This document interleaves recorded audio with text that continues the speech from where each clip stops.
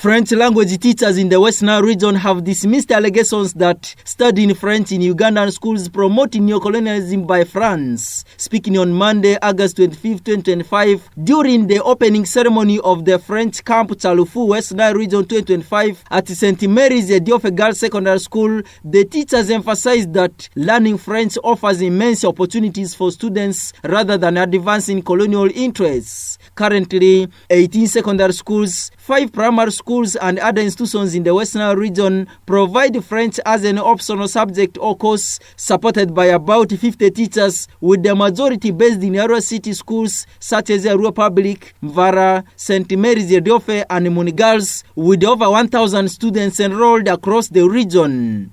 The camp, organized under the theme Enhancing Soft Skills Among Young Learners of French in Uganda in the 21st Century, sought to encourage learners to see French as a tool for future growth. Stakeholders noted that West Nile's geographical position bordering the French-speaking Democratic Republic of Congo provides the region with a competitive advantage in cross-border business and international trade. Professor Milbuga Achero, the Dean of the Faculty of Tourism, Hospitality and Languages at Makerere University Business School, argued that misconceptions about French as a neocolonialism deny young people valuable opportunities in jobs and international relations. It is an opportunity, Chief Guest. It is not an oppression. There's a misconception that sometimes when we promote the language, that we are extending neocolonialism. It's not true. It is very inaccurate to say that, and it is deeply limiting. French is not a colonial relic. It's a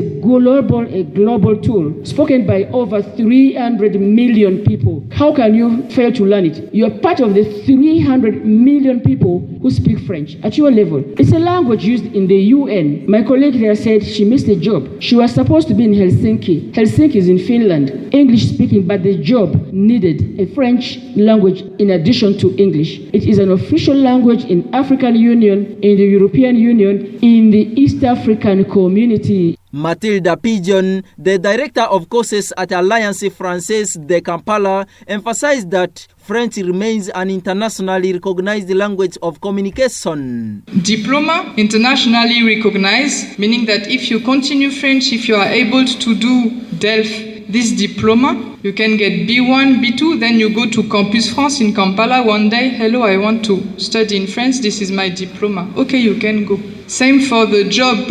If someone is looking for someone who can speak French, you have to prove that you can speak French. Because maybe your boss is a Ugandan and doesn't speak French. So what are you going to do to convince him? Like, bonjour, ça va, baguette, Paris.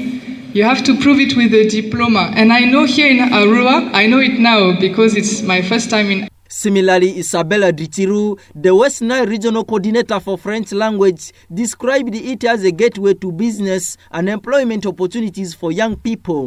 Another way of colonizing Africa.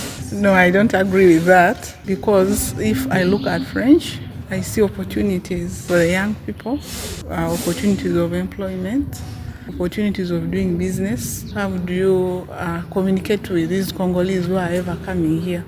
They do a lot of business in our region, and we need, we do a lot of work. Many times they approach us informally to come and help them with translations. Even we have been giving some classes to the businessmen and women so that they are able to communicate.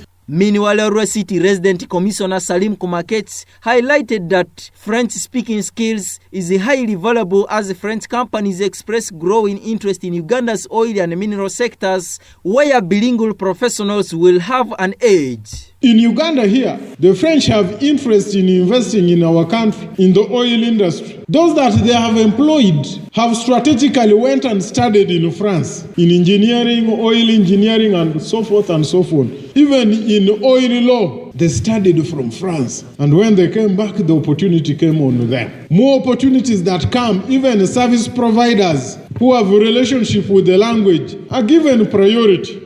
The teachers and stakeholders are calling on parents, learners and policymakers to embrace French as a strategic language that empowers Ugandans to compete globally, build stronger international relations, and tap into emerging business and employment opportunities. I'm Matata Benjamin reporting.